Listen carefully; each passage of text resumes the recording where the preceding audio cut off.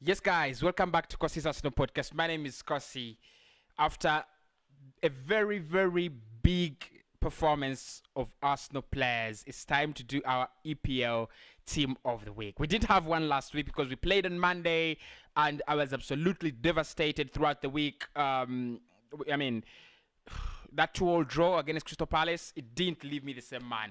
But regardless, this weekend, I mean, we did well, and we've got to get into our team of the week.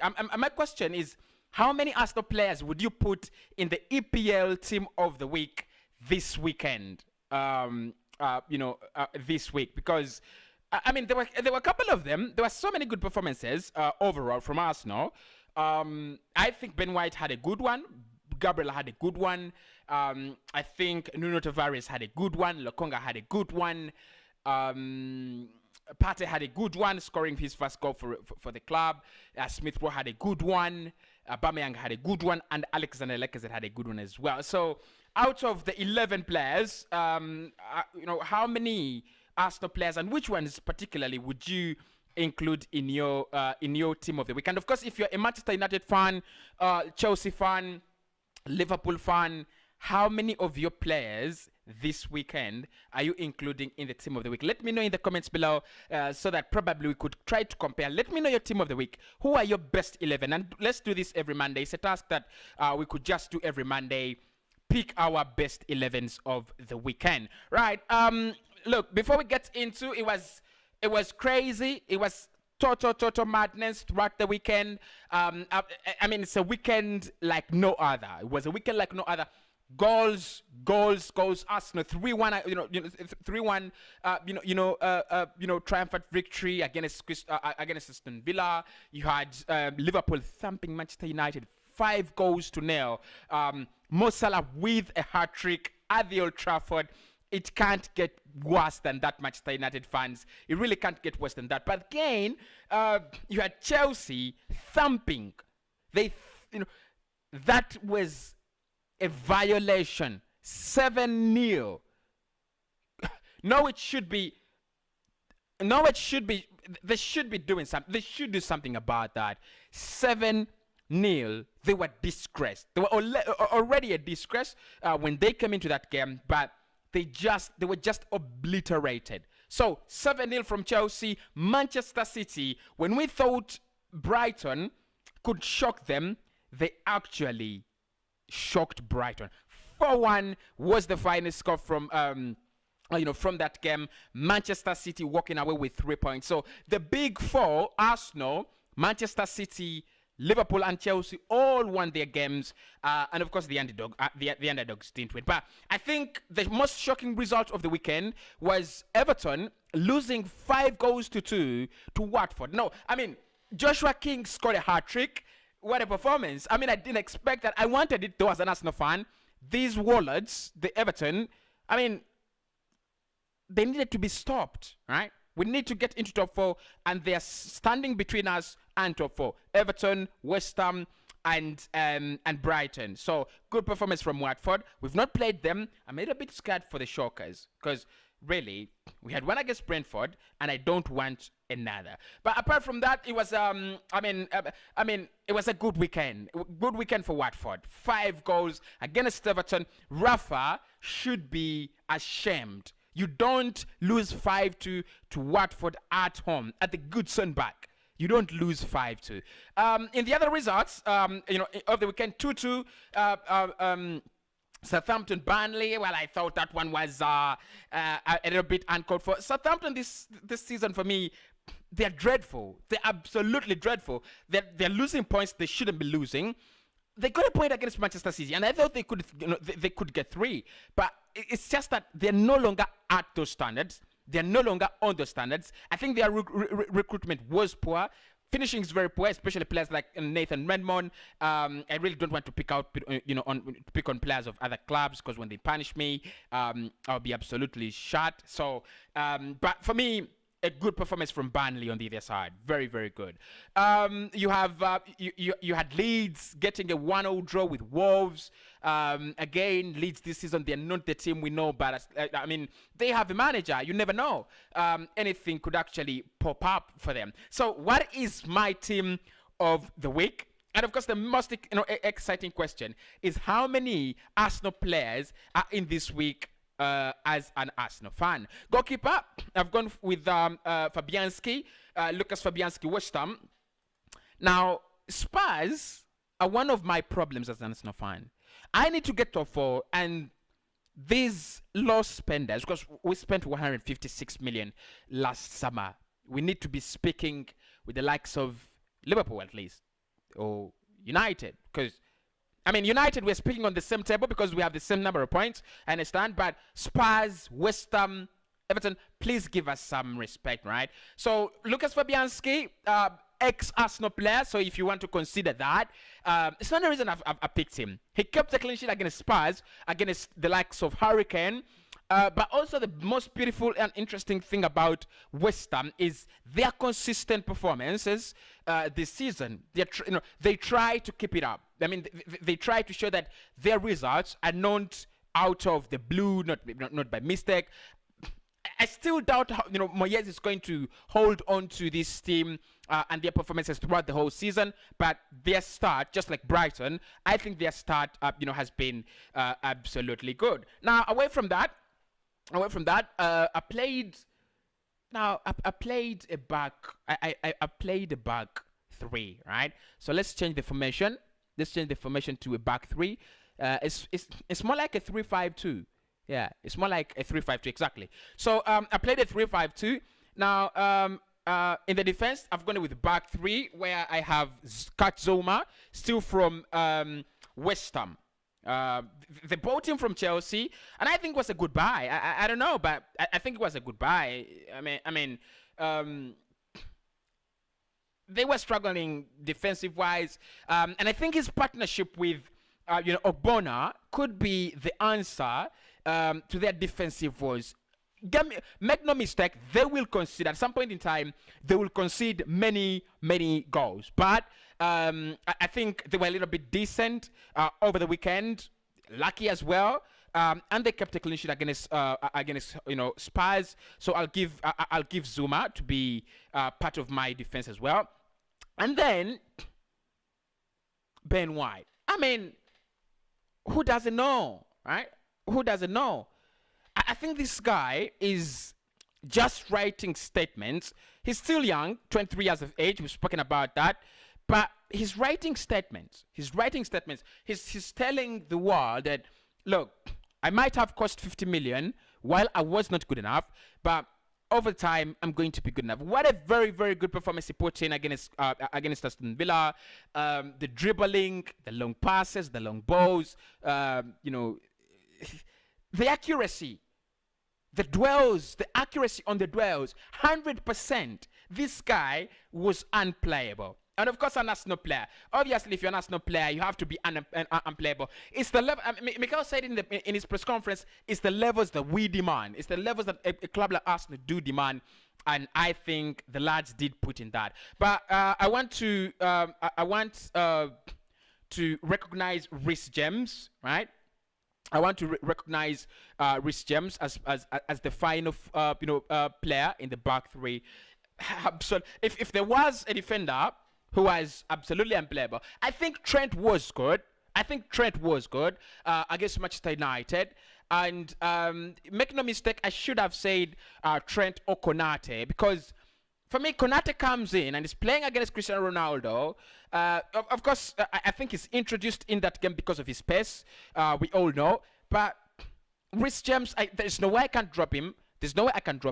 I can't add him to my midfield because there were so many good midfielders in that in that weekend. So Reece James, Katsuma, Ben White. This is unfair, right? This is absolutely unfair. Konate should be somewhere. He was playing, his first game probably in the Premier League, or second game against splinting Rashford, and then Cristiano Ronaldo, evergreen and things like that. But he put in a very good performance. But Zuma, White, and James for me were absolutely outstanding with with Fabianski. And I'm going to go with a midfield four, right? I'm going to go with a midfield four. Deep in the midfield, right? Okay. Deep in the midfield, let's agree to this.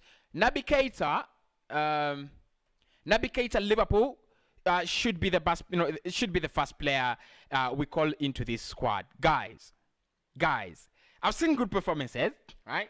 I've seen good performances, in and out. But Naby Keita against Manchester United was unplayable. This guy is an absolute joke.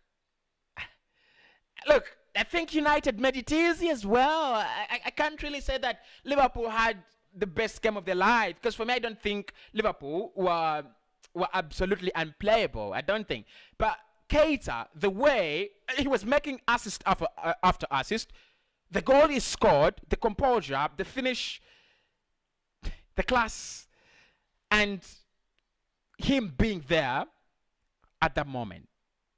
I mean, you give him the credit.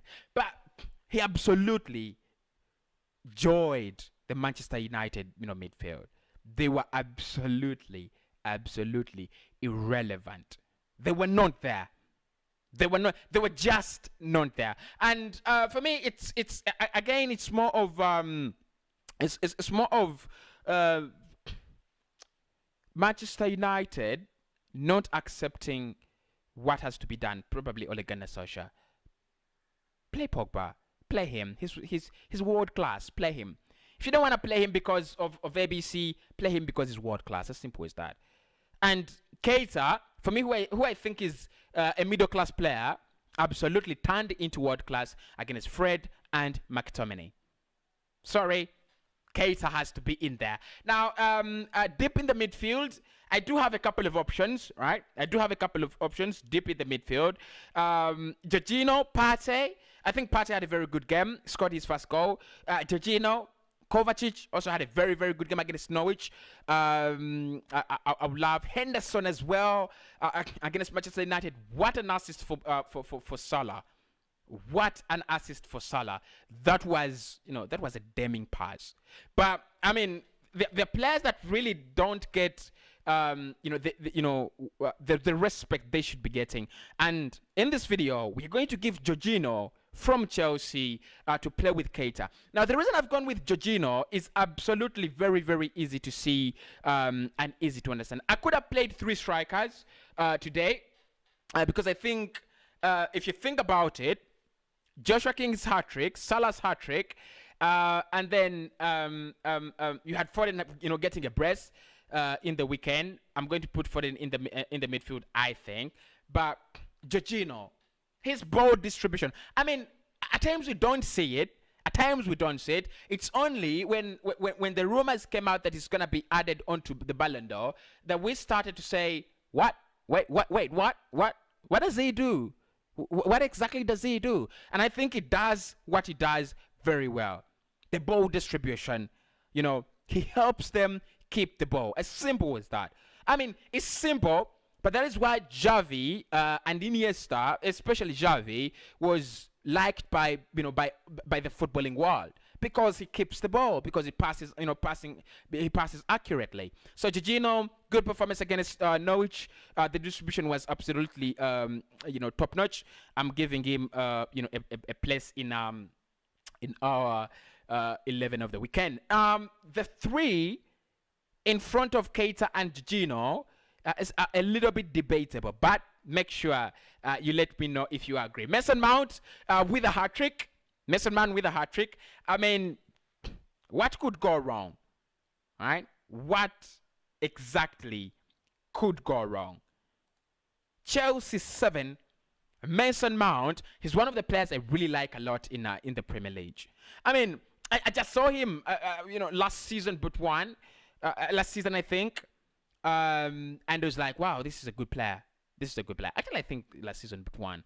I just knew there was a good player in there. There was a good player in there, and of the years he had taken long without scoring for Chelsea. By the way, I think he had last scored against Real Madrid. That's when he had last scored for them in the in the last Champions League campaign.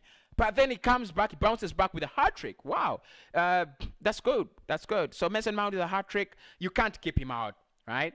You can't keep him out. The same way, you can't keep out. You can't keep out Phil Foden. He was a brace out of 4, but for me with Phil Foden, it's not about the goals. It's about the runs. Yes, I know Jamie Carragher said that one of the best players running with the ball is Emile Smith-Rowe, and we'll talk about Emile Smith-Rowe in a minute, right?